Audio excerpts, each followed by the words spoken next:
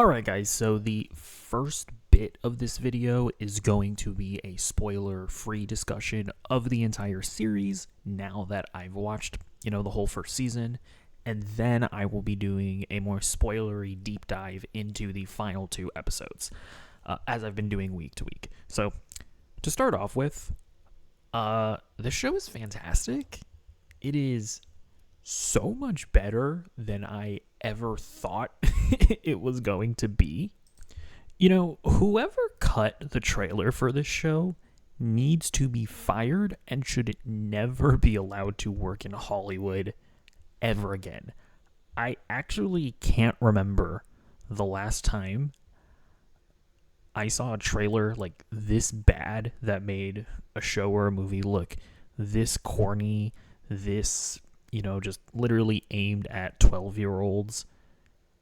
And then for the show to be like not that at all. It's actually astounding. So normally I don't advocate for people losing their jobs, but in this case, this offense has been far too egregious.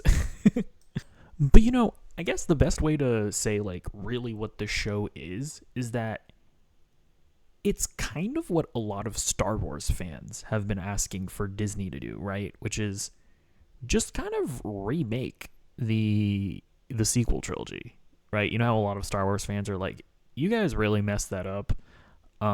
You messed up the reintroduction of Han, Luke, and Leia. You messed up what Luke Skywalker has been doing after the original trilogy.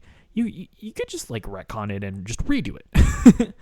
And this feels like that, but for MCU Spider-Man, where, the pushback to MCU Spider-Man is obviously not nearly as big as Star Wars pushback or Star Wars fans pushback to Disney Star Wars. But, you do have those people that are like, I feel like it's kind of weird that Peter is, working with and for like a billionaire and Tony Stark. And then obviously with him dying in Endgame, they never really got the chance to fully explore what that could possibly mean, or the implications of that. And, you have a lot of people that are like, it's really weird that Uncle Ben just isn't really a presence in Peter's life. Like, obviously he's dead, but it's really weird that they just, like, never talk about him. And there's a bunch of other stuff. Like, for me, I'm like, it's kind of weird that Ned is, like, barely even a character. Like, he's just kind of there in the MCU Spider-Man movies. Like, I don't know anything about him. I don't know his wants, his desires. I don't know what dreams he has. He's just kind of there for like comedic relief for the most part. You have Peter and MJ in the Tom Holland movies. It's like their relationship is very superficial. I don't think that they've ever even had an argument. Like, there's never any conflict between them. Aunt May's presence in the Tom Holland movies are weird, where it's like, I don't think they ever had like an emotional conversation in Homecoming or Far From Home. Like, she's not really that big of a presence in his life, at least that we see on screen. And so it's kind of weird that like out of nowhere they have her deliver like the "with great power comes great responsibility" line in No Way Home, when it's like, I feel like she just hasn't even been enough of a presence, enough of a guiding force in Peter's life, again, at least that we see on screen, for her delivering that line to really hit home. And so I guess just like a lot of these weird little things with the Tom Holland Spider-Man movies that ultimately make those movies, or at least as a trilogy, end up just falling a little flat, where I'm like, I don't know about that. So all of that to say is that this show is kind of everything that I wanted from Tom Holland's Spider-Man trilogy, where they grapple with the ramifications of Peter, dealing with a billionaire, Aunt May and Uncle Ben. Like, they are more of a presence in his life. His like little cast of characters, like his friends in high school, we actually delve deep into their stories, into their lives. We learn about them, and we learn how, they relate to Peter and Spider-Man and all of that. And it's just like, it also never really it also never, or like, it doesn't shy away from the fact that it's in the Marvel universe, right? Like, Peter interacts with other heroes and the overall universe, but it never stops feeling like your friendly neighborhood Spider-Man, as the title suggests, right? Where when you look at Spider-Man and Far From Home, and he's just like out in fucking Europe or something, and just like, well, it doesn't really feel like Spider-Man. You look at No Way Home, and it's like, yes, we're dealing with multiverse bullshit. And I really do feel like we kind of lost that really special sauce from Homecoming. This recaptures that, and but again, it recaptures it while not ignoring like big portals opening up and stuff coming through, and it doesn't ignore the fact that Iron Man and Captain America and all these people exist in this universe, and it's just so good. And I just implore people to watch the show, give it a shot. I get it. The trailer was horrible. The art style is well, actually, as far as the animation is concerned, animation is always cheap. Like, it is a cheaply animated show, but I actually do like the art style.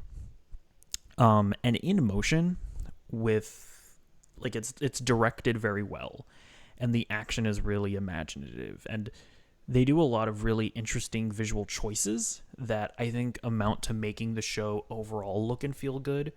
But yeah, you can't you just can't get away from the cheap animation, which is unfortunate, but it doesn't ruin the show at all. So yeah, man, spoiler-free thoughts. Love the show. Go check it out. And by the way, when I say that it kind of like is like a better version of MCU Spider-Man, it also doesn't, like, if you like MCU Spider-Man, I think you'll still like the show. It's not like I don't think it was made with like out of spite or anything like that. It's just something that I noticed, and that this show is just simply giving me things that I wish Tom Holland Spider-Man had given me. But anyways, go check it out. Now let's get into a more spoilery discussion. So I love this. I love this like first scene in episode 9 where Doc Ock is talking with Norman Osborn on the phone, and Norman Osborn is like, yeah, that's right, bitch, I beat you, get fucked, get wrecked, bro. And then he like dabbed on Doc Ock, and Doc Ock was like, how dare you, you will rue this day, Norman Osborn, you will rue the day that you crossed me. Very cool little interaction there between them. I like seeing Lonnie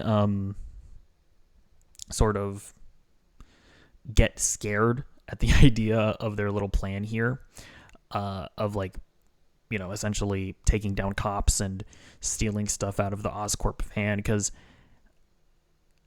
and we'll get to this later, I like that Lonnie isn't just like heel turning into a straight up villain, right? Like, he still has morals. He still isn't like a bad guy necessarily. So I do like that this episode really cements that Lonnie is still, underneath everything, a decent guy. But we'll get more into that later, I guess. I like seeing that Pearl and Nico are like actually just friends now, and they're like hanging out. I wonder if we'll explore more of their friendship in season 2, but I definitely thought that scene was cute.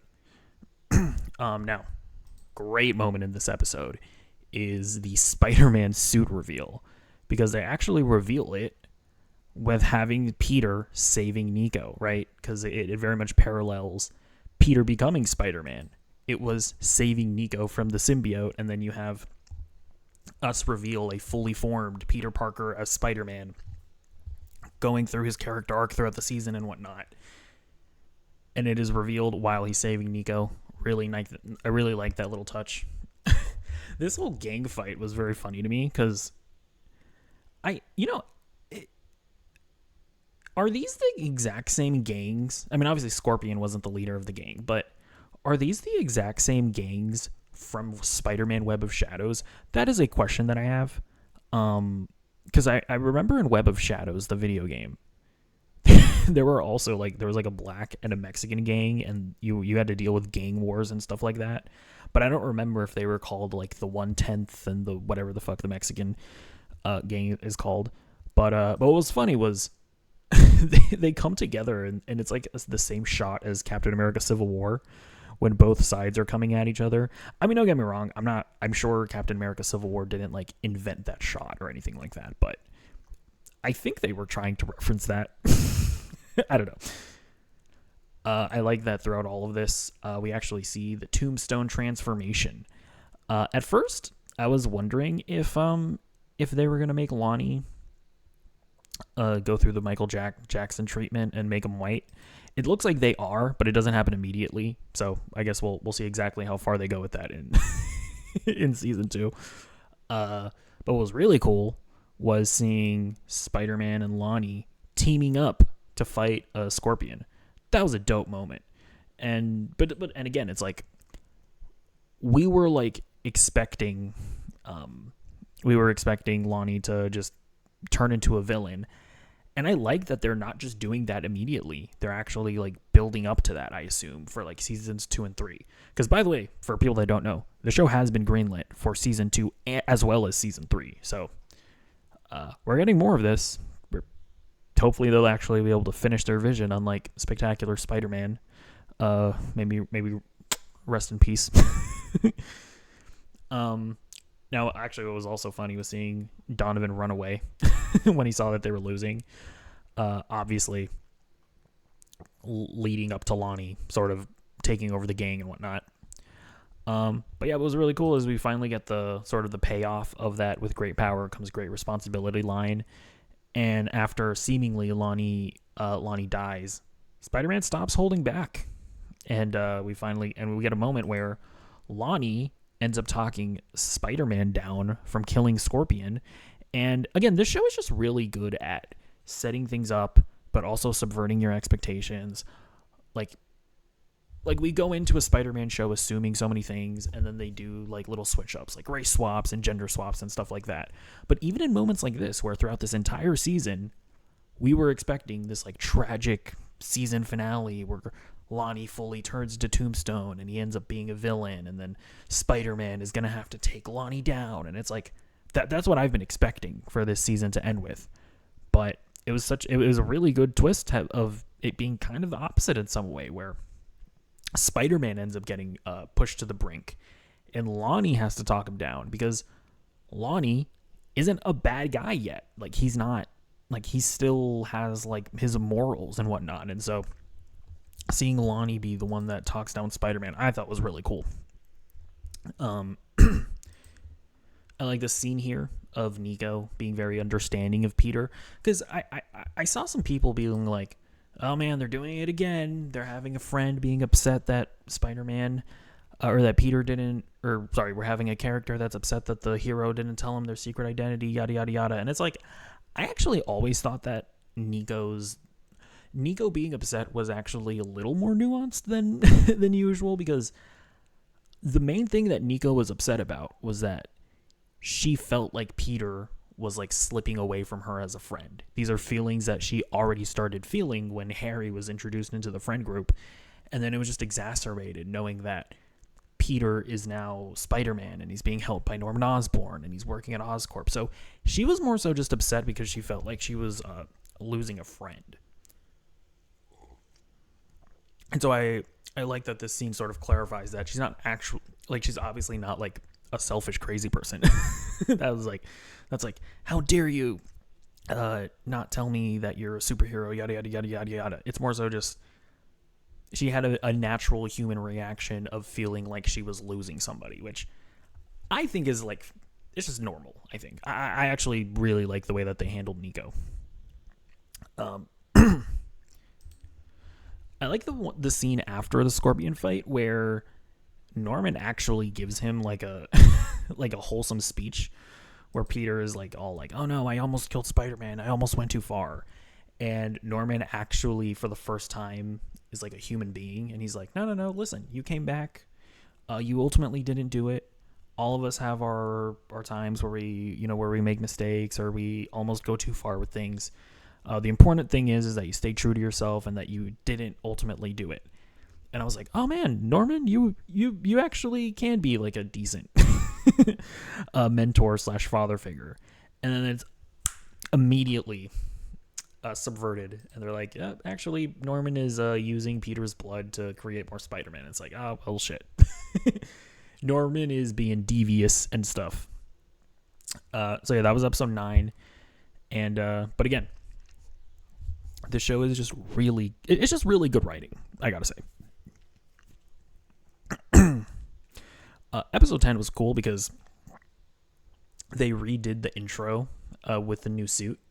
Because in episode 9, it was actually the white Spider-Man suit because they hadn't revealed his costume yet. And then episode 10, they redid the intro with his new suit, which was very nice. I like that the football team ended up losing the championship because Lonnie wasn't there. So, damn Lonnie, you probably could have came back after. Well, actually no. We'll get to that in a second. Well, later, anyways. But yeah, Lonnie, or the school lost the championship because Lonnie decided to join a gang, which, not good. I don't know what I'm saying. So we see Peter being late for a presentation because he's stopping these car robbers. And awesome, I really like seeing Nico being a bro, being a dudette, and filibustering with her presentation to give Peter more time to get to class with his project, which I thought was very cute. I really like seeing that. We also see oh god, I'm forgetting her name. What's her name? Guys, brain fart moment. What is this girl's name? Actually forgot. Hold on. Pearl. Sorry. I'm retarded. Oh no, Pearl calls him Peter. She's finally seeing him as a man, no longer as a boy. So my boy Peter, sliding in. He's getting in. He's reeling her in. You know what I mean? I've been thinking about this. Would it be okay for Peter to start dating Lonnie, or not Lonnie? Well, maybe we'll see. No. Would it be bad for Peter to start dating Pearl at this point? Because her and Lonnie are like over and done with. Like, she gave him the ultimatum of like, hey, if you stay in this gang, then I don't want anything to do with you. And Lonnie was like, then I guess you don't want anything to do with me because I'm staying in the gang. So it's like that relationship is so solidified, over and done with. I don't know. I feel like it wouldn't be that big of a deal for Peter to start dating her at this point. So we'll see. We'll see what happens in season 2. But you know what I will say? What I actually kind of appreciate about the show? I feel like none of these relationships are like super solidified. Like, yes, Peter likes Pearl, but I also get the feeling that Nico kind of likes him. Like, they've never solidified it, but I kind of feel like Nico might have a crush on Peter. But you also feel like Nico and Harry have a thing. But then I wonder if Peter were to realize that Nico maybe likes him, I could see I could see Peter also liking Nico romantically. So I actually really like the way that these relationships are they have the potential to get messy, which I think could lead us to some good drama in season 2 potentially. We'll see. So then we get the reveal that Norman has been manipulating pretty much everybody this entire time because all the interns have been secretly making this like space portal. And this was a really cool moment because I feel like the key to making like a really smart character actually feel smart is for him to not just manipulate the people, like the characters in the show / movie, but also he should be manipulating the audience, right? Like, this entire season, we've been wondering if Norman is good or bad and whatnot. And I feel like twists like these are important because it's not just the characters that have been manipulated. We've also been manipulated. Because it just makes me think of like Captain America Brave New World and the leader being like we're told that the leader is this like incredibly intelligent guy that's pulling all the strings in government. But it's like, we never actually see him do anything intelligent. He doesn't, like, there really aren't these like massive reveals of like, oh my gosh, the leader really did this, that's smart. He's literally just like mind controlling people. It's like Norman is a much more, or he comes off as a much more like intelligent and conniving villain than the leader, who we're told is this like genius mastermind. But yeah, then we get this like really cool reveal that the Doctor Strange and the symbiote that we saw in the first episode are not from another universe. Like, we kind of thought that it was dealing with multiverse bullshit, but it's actually like a time paradox. And yeah, like this whole scene with Spider-Man and Doctor Strange teaming up to fight the symbiote, really cool stuff. Really like it. But yeah, and yeah, it's like it came from space. Like the symbiote actually came from space. And yeah, really, like this whole scene was just really great. And the fact that the spider that bit Peter isn't from another universe, but it is from this universe, because in the future, the spider was imbued with Peter's own DNA. Like, it's one of those time paradoxes that I don't really understand. I'm stupid, so I just kind of accept it. I don't know if there's like actual, I don't know if this comes from like an actual, like a legitimate scientific theory or something like that, but I don't know. It doesn't really make sense to me how your past can influence your future, which then influences your past. But I choose not to think about it. You know what I mean? But the big thing about this is that this whole thing of Norman Osborn making the portal, but actually kind of going back, it's like, even with all of this, even with Norman lying, I kind of like that. It still doesn't necessarily make him evil, because he kind of gives a justification, right? He says that it's because he sees all of like the supernatural threats that they've seen in this Marvel universe up until this point. Because remember that it is similar, or this universe is like a parallel to the MCU. So like the Chitauri invasion happened, you know, as Guardian gods have come down. And Norman is just like thinking to himself, like, hey man, the fact that the Chitauri can just teleport essentially and come in through a portal and invade Earth, that's terrifying. We should also have that technology, right? So it's like, even though, you know, he lied to Peter and all the interns, and he's taking and he's stealing Spider-Man's blood, like, yes, that is immoral. There's no getting around that. But it still kind of makes sense. Like you can understand how someone's personal morals and philosophies could lead them down that road, which, yeah, I think it's really well done. But either way, Peter no longer wants to work with Norman. And this is just like the kind of conflict that, you know, you maybe would have liked to have seen Peter have with Tony Stark in some way, but they obviously never had the chance to do that because, well, like, Tony Stark dies immediately after Spider-Man Homecoming. So again, that's kind of what I was talking about before in the beginning of the video, of like, the show is just having the opportunity to do things that Tom Holland's Spider-Man just hasn't done, which makes it better, in my opinion. So then we get just a bunch of interesting stuff. So, or like, I would say setups for season 2. So we have this like Watcher moment, which is very interesting. I like that the Watcher showed up. He also showed up in X-Men 97. And this is basically, I think, Marvel's way of just being like, yeah, by the way, just remember, this is technically in the MCU because it's like the Marvel multiverse or whatever. So I like stuff like that. We tease season 2 by having the symbiote still being around and Norman discovering it. So we know that's going to come into play in season 2. Nico gives Harry the idea to start up his own company to, you know, help Peter as well as all of the other scientist kids without the influence of Norman Osborn. I'm actually very interested to see where that goes, because that has the potential to be kind of like Lex Luthor and Lionel Luthor in Smallville, which was a really cool relationship. So that would actually be very interesting to see where that goes. We learned that Jean is actually Daredevil's sidekick. And so we actually did get the payoff of Jean snooping around Oscorp, as well as Daredevil being like, hey, Spider-Man, you know, Norman isn't exactly who he seems to be. There's more to him, so watch out, or whatever, that line that he gave in his episode. We actually see that paying off, that Jean was working for Daredevil. So that's cool. I was watching this like TikTok. Apparently Jean, or this character, I think her name is Finesse. I think she's also Taskmaster's daughter, and that she has Taskmaster powers. Well, I don't know. We'll see if they delve into that.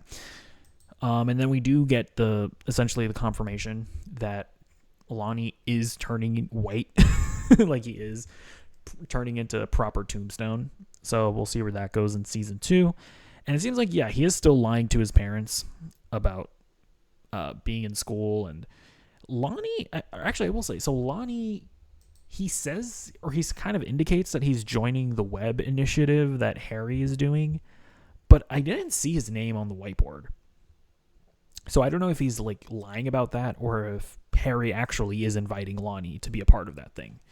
I'm not sure, but either way, he's still leading the gang. And I was actually thinking to myself, like, I don't know, man, really, like, did they do enough to justify Lonnie, like, straight up just leading the gang now and staying in the gang? But then I really thought about it, and again, kind of what I mentioned when, in like the first couple of episodes, how Big Donovan is, or like he was actually pretty meticulous and pretty smart in manipulating Lonnie into actually being invested in the gang, because Big Donovan made sure that Lonnie wasn't studying as much as he needed to. He was making sure that Lonnie wasn't able to make his football practices and whatnot. And so in a very manipulative way, Big Donovan drove him away from his school, drove him away from his life, and made him almost dependent on the gang, because at this point, Lonnie can't go back to his high school. Like, he was kicked off of the football team, and he can't be like, okay, guys, I'm actually free to help you guys now, or I'm free to come back. Don't worry, I was just in a gang. Like, he can't say that. He can't really say that to his parents, or like, well, he doesn't want to admit it to his parents and go to a regular high school. So he kind of has to just keep up this facade. Although I will say, I guess one plot hole is that you would think that they would call his parents and let them know. So that, I will say, that is kind of a plot hole. But still, it makes sense why Lonnie would continue being in the gang, because it's really the only thing he has left going for him. And clearly, like, after going through like life and death situations, he clearly has a bond with them and with his gang members. So I was thinking about it, and it actually does make sense. So then we also got Nico talking to her dead mother. So I was talking about how Nico is actually a member of the Runaways, and how we're probably going to see her parents come back as villains in future seasons. Apparently her mom is dead, so unless she comes back out as a ghost. So that kind of made me think, okay, well, maybe her parents aren't going to be villains. But then I noticed they only really talked about her mom here. So her dad might still be alive, and he might still come back as a villain of the week in a future season. So we'll see. Jury's still out on that. But yeah, Nico is also just like a full-on witch character, which is kind of fun and interesting. We also see Norman Osborn, not Norman Osborn, Doc Ock designing his octopus arms. So we'll probably see that in season 2 as well. Kind of interesting. I probably shouldn't be designing those like that obviously in your jail cell. Like, I don't know if you want to indicate to like the guards and stuff that what you're working on. So cool shot though. And then the last super interesting thing was we actually see Peter Parker's parents in this photo here. And then we find out that his dad is still alive and in prison, which is very interesting. So the Amazing Spider-Man movies kind of started touching on the idea, I think, of Peter's parents being alive. But it was really weird because they were like, his parents were actually these like secret agent characters, and that was always stupid. I think I'm gonna like this a lot more than that, where his dad is still alive, but he's not a weird secret agent or whatever. He's actually like in prison or something. I'm very curious. Like, does Peter know that his parents are still alive, or not his parents? At least his dad is still alive. Does he know that he's in jail? I wonder if we're maybe going to get a situation like The Flash where he was wrongfully put in prison, and maybe we'll see Peter try to break him out. But very interesting stuff. I'm very curious to see where that goes.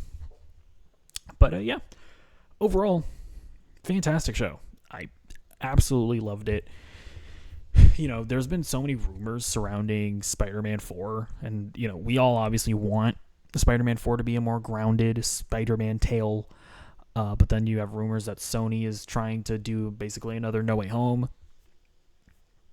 where it's another bullshit multiverse movie where Toby and Andrew are coming back, and it's like, I don't really want that personally. At this point, they can do whatever they want with Tom Holland's Spider-Man. I kind of don't care anymore, because now we have this. Now we have this animated show that is able to tell earnest and genuine Spider-Man stories. And I'm satisfied. So, Sony, you can do whatever bullshit you want with Spider-Man 4. I don't care anymore, because this is great. But let me know what you think in the comments down below, and I'll see you in the next video. Goodbye.